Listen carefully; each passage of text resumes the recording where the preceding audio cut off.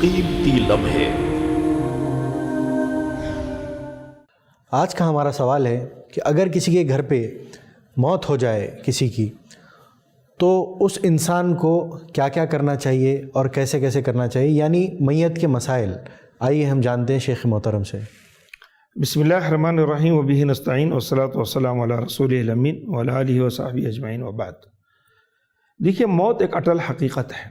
موت سے پہلے کہا گیا لقنوا موتاکم، موت سے پہلے انسان کو تلقین کرنا چاہیے کلمہ شہادت کی، اور جب موت واقع ہو جاتی ہے تو گھر کا ماحول بدل جاتا ہے۔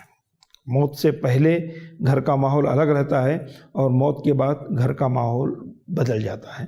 تو اس میں کچھ چیزیں اچانک کچھ ایسے لوگ ایکٹیو ہو جاتے ہیں جو اس سے پہلے ایکٹیو نہیں تھے، یا اس کو میت سے ان کی کوئی رشتہ داری تھی یا کوئی قرابت تھی، تو وہ اتنی کھل کر نہیں آتی ہے جتنی وفات کے بعد آتی ہے، اور یہ سمجھتے ہیں کہ یہی اس کے زیادہ ہمدرد ہیں۔ کچھ چیزیں خرافات کی ہوتی ہیں اور کچھ چیزیں محبت میں ہو جاتی ہیں اس طریقے سے۔ نمبر 1، وفات کے بعد حدیث کے اندر یہ آیا ہے کہ اگر کسی کی وفات کے وقت آنکھیں کھلی ہوئی ہیں تو آنکھیں بند کر دیجیے، اور ہاتھ پیر اگر مڑے ہوئے ہیں تو اس کو سیدھا کر دیجیے اور اس کو سیدھا سلا دیجیے۔ ایک بدعت یہ ہے، ایک ضعیف حدیث یا موضوع حدیث ذکر کر کے کہتے ہیں کہ میت کے پیر قبلے کی طرف کر دیے جائیں اور قبلے کی طرف پیر کر کے اس کو سلایا جائے۔ یہ غلط ہے، ایسی کوئی روایت نہیں ہے، اور نہ رسول کریم صلی اللہ علیہ وسلم کے جسد مبارک کو، جسد خاکی کو اس طرح رکھا گیا ہے، ایسا نہیں ہے۔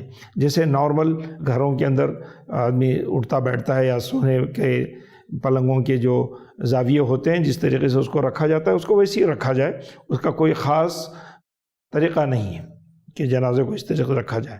ہاں، زیادہ سے زیادہ یہ کر سکتے ہیں کہ آپ چہرہ سیدھا رکھنے کے بجائے قبلہ رخ کر سکتے ہیں، قبر کے اندر تو یہ ہے، لیکن اگر کوئی اس طریقے سے رکھ کر سکتے ہیں۔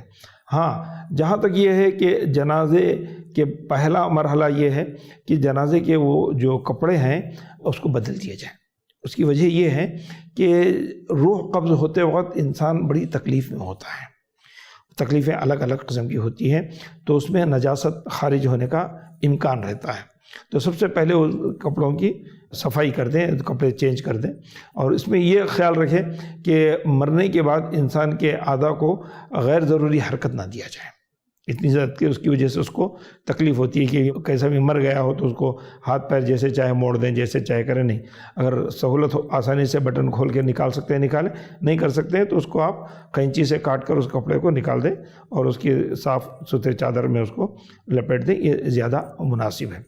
تیسری بات، عورتیں کا اگر جنازہ ہو تو اس کو پردے کا لحاظ رکھا جائے، اس کو کھلے عام نہ رکھا جائے، اور خواتین اس کی نگرانی کریں، خواتین ہی ان کی وہ ساری ذمہ داری نبھائیں۔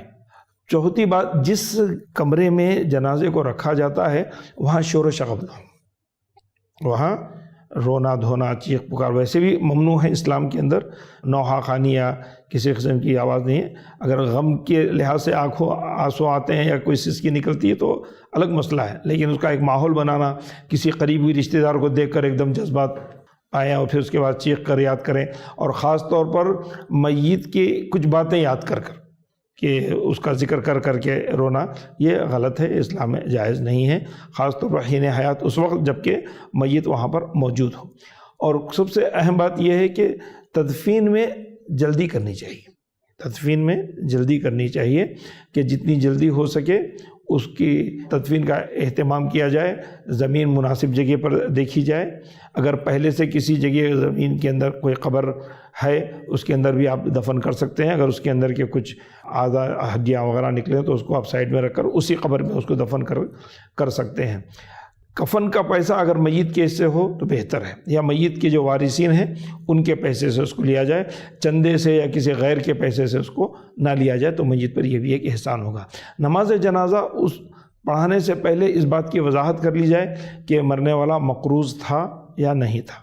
اگر تھا اور اس کے مقروضین جن سے قرض لیا ہے وہاں پر موجود ہیں تو ان سے یہ کہلوائے کہ ان کے وارثین اس کے ذمہ دار ہیں، اس کو ختم کریں۔ اور جنازہ لے جاتے وقت کسی قسم کی کوئی تسبیح، کوئی دعا ثابت نہیں ہے، اس لحاظ سے اس طریقے کا کوئی بھی عمل نہ کریں، یہ بدعت ہے۔ السلام علیکم ورحمۃ اللہ وبرکاتہ۔ ऐसे ही और वीडियोस बनाने में हमारी मदद करें